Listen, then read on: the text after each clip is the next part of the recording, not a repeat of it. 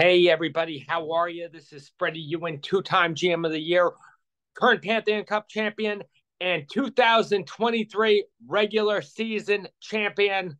What a great ending to the regular season. Super exciting Monday night. Two games going on, the Green Bay Packers and the New York Giants and the Miami Dolphins and the Tennessee Titans made a lot of last-minute decisions in the Tpffkal and fantasy football leagues alike. We're going to get down to all the action. We're going to talk about the wild card games that are coming up in the Tpffkal. But first, just to break down a little bit, what's going on right now is week 14. Let me get you to all the scores really quickly and what happened. Well, the first thing that I'm going to tell you what happened is obviously TDK had the inside track to win their third straight division title. Big upset. They lose to semi-automatic. Tyreek Hill, Jalen Waddle. Hill gets injured, plays only 38 snaps. Waddle really didn't do anything. Semi-automatic gets the win over TDK. TDK was going to get the number 1 seed. Instead, they fall all the way down to the number 3 seed, giving TOD, who got the win and had a lot of things happen to win the regular season title. Everything happened. FJTK lost. TDK lost. TOD beat COC, which gives them the number 1 seed. The Sea Dogs, who had an outside chance to miss the playoffs, goes all the way up to the number 2 seed now because of the loss from TDK. So semi-automatic really played their Super Bowl last night and really went out with a bang. Really just went out with a bang. It was a very exciting way to end the regular season of the Tpffkal. Let me get down to it. So the Sea Dogs put up 164 points. They beat the Gronk Donks 81-64 to 79. TDK only puts up 79 points. They were favored to win by 35 points and really just shit the bed. Donks for Life had a big game too. Not like it matters, but they beat Shake and Bake. FJTK loses to IFT. Tough one for FJTK, loses Justin Herbert during the game, only gets 2 points from Herbert, loses Justin Jefferson during the game, only gets 3 points.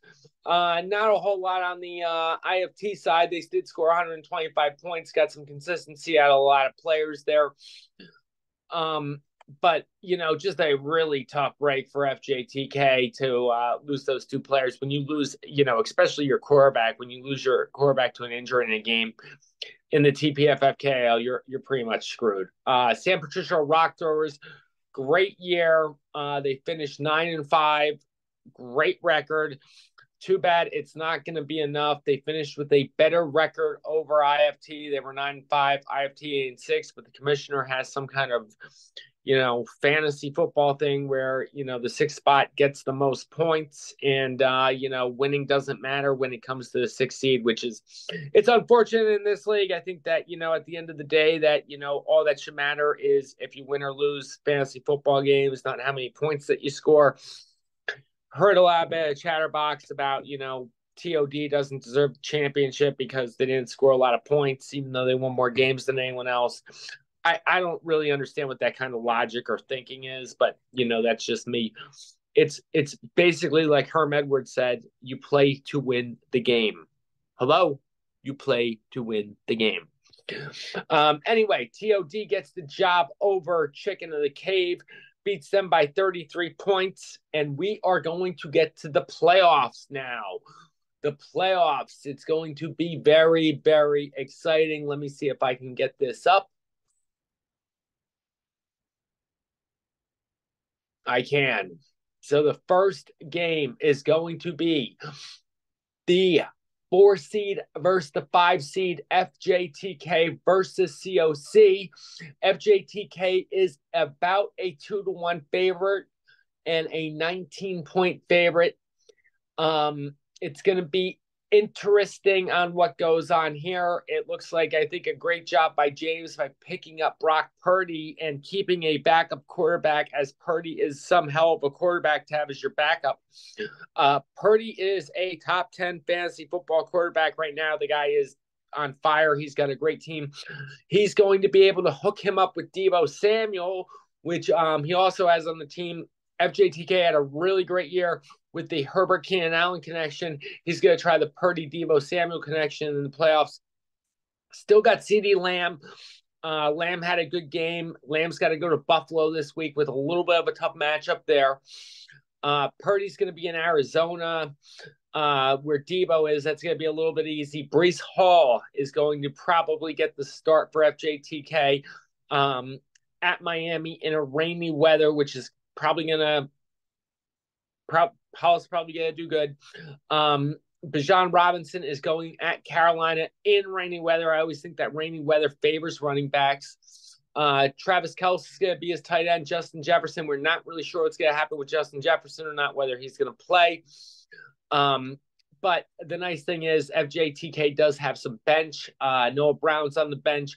Calvin Ridley is on the bench. Najee Harris is on the bench. So if any of those injuries get up to date, he'll be able to sub in some pretty good players there. On the other side, COC had a good year. Dak Prescott riding the wheels. Dak had a big game against the Philadelphia Eagles. Mike Evans was a big surprise this year. Didn't do much last year. Jamar Chase. Chase is a little banged up. Doesn't have Joe Burrow throwing him the ball. DeVonta Smith, who has turned it on as of late, might struggle a little bit with Goddard back. Not sure about that, but Smith is back, and he's also got the running game with the Eagles. Swift. Swift should be able to run the ball well against Seattle. That's going to be a Monday night game where a lot of things, probably this game is going to be decided on Monday night and how those guys fare out. Adam Thielen had a really great year. Derrick Henry, I guess, Neil was saying last night that Derrick Henry's going to be fifth in points. So I guess Derrick Henry did have a good year. COC got a big game from this guy Njoku last night. So that's definitely tight end to keep on. And, Josh Jacobs banged up. He went out of the game last week. Whether Josh Jacobs plays or not isn't going to be for certain, but still, same thing with COC. COC's got a deep bench. He's got players to move around. It's going to be a good game. My pick is I just think that James is too good of a GM. Gonna do the smarter things and be able to overpower and win the match. The next match, which is going to be really exciting too, is since TDK had let me see if I can find this.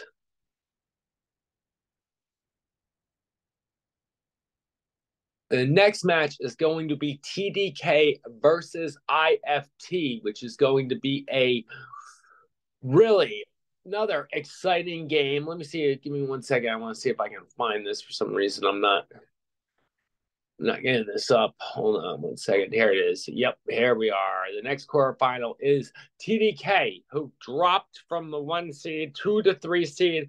They now have to go up against IFT. IFT is a slight favorite right now. 7-point favorite, 56% to 44%. Let's start with IFT. Josh Allen playing at home against the Dallas defense. I think that's going to be a high-scoring game. Allen's probably going to put up some points. St. Brown going up against Denver at home in the Dome.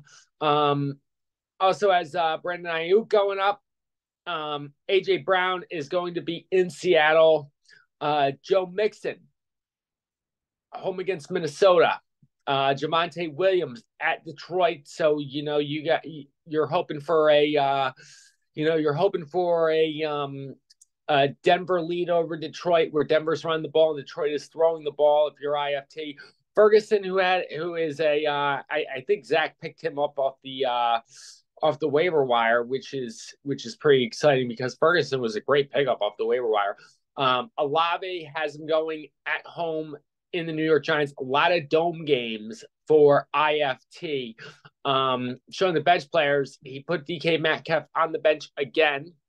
2 weeks in a row, Metcalf scored another touchdown. So it remains to be seen whether he is going to play Metcalf again or put him on the bench. He's also got Aaron Jones, who hasn't played in a couple weeks. He was supposed to play Monday night. He didn't. Going to be interesting. IFT has a good bench and has a pretty good shot to beat TDK. IFT is going to be dangerous in the playoffs, I think. On the other side, TDK, Jalen Hurts, all world. Hurts had a terrible game against Dallas. Didn't have that great of a game against San Francisco. Didn't put up the Hurts garbage points that he usually does. He's going to be at Seattle. Seattle's defense is not that good. I think it's going to be a high-scoring game. I think Jalen Hurts is going to get back on track. Big thing for TDK. Tyreek Hill banged up last night, got back in the game. They're playing against the New York Jets. New York Jets have a good defense. They have a great secondary with Sauce.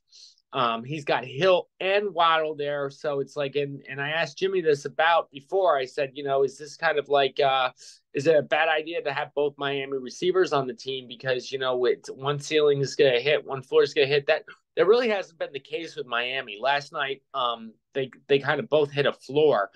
But, I've seen times where Hill is having a good game and Waddle has a good game as well. But the matchup this week going up against the New York Jets, it's going to be an uphill battle for both Hill and Waddle. Deontay Johnson, I'm not really big on anyone on the Steelers right now. I know they got a new offensive coordinator, but I would try to stick away from any Steelers. And then another tough matchup, Travis Etienne going up against the Baltimore defense. Jamar Gibbs going up against the Denver defense. I think Gibbs has a little chance to hit some pay dirt, but I think it's going to be an uphill battle for Etienne and both the Miami receivers. I think TDK really has an uphill battle going on, and yet he's got another Steeler on that. It looks like he's starting as of right now. Jaylen Warren looks like he's starting as of right now. Sam Laporta, great tight end, had a great year. Really surprised that I think it was Bowser who gave up Laporta. I wouldn't have done that. I think Laporta's got a decent. Yeah, Laporta might be able to be the next Travis Kelce. But I think it's going to be an uphill battle for TDK. I think they probably have the better team, but the matchups are tough. It's really going to come down once again to Monday night with Jalen Hurts. The problem is that there's some correlation on the other side. So Jimmy's got Jalen Hurts. Jalen Hurts throws a touchdown pass to A.J. Brown or any yards to A.J. Brown, Zach's going to get points as well. So that correlation just might kill TDK. He's really got to be hoping that Jalen Hurts puts a lot of running yards in, that he gets a lot of touchdowns on his feet, and then he's passing to Devontae Smith and Dallas Goedert, and that A.J. Brown has a bad game. So there's some correlation to this thing that I really think favors IFT. But we're still going to see what happens with the bench players. There's still waiver wires up. Jordan Addison is on the bench right now. Chris Godwin's on the bench. Tyler Boyd's on the bench. So it's going to be interesting on if Jimmy makes any kind of substitutions or gets a little bit tricky with the lineup and takes a couple shots. The lower seed, which is IFT, which is the 6th seed, which, goes on and plays the 1 seed. If TDK wins this game, they're going to go on to face the Sea Dogs. If IFT wins this game, they're going to go on to face TOD. And we'll figure out what happens from the other two, all depending on this game. This is the 3 versus 6 seed, but should be an exciting week. 2 really good playoff games. Hopefully, we'll get some comments from this, maybe we'll get some special guests on, hopefully, and see what happens. But it's going to be an exciting week in fantasy football. Now that the playoffs are here, the first round bye, TOD, and the Sea Dogs, boy, that would be one exciting Pantheon Cup too. If those two face off against each other with all the trash talk, that would be a matchup of the ages. TOD defending them crown against the Virginia Sea Dogs. That would be that's what I'm hoping for anyway. Brian's probably not hoping for that because he doesn't want to get his ass kicked for a 3rd time in a row, but we'll find out soon. Anyway. My name is Freddie Yo, and once again, 2-time GM of the Year, current Pantheon Cup champion, and 2023 regular season champion. Everyone have a great night. Bye-bye.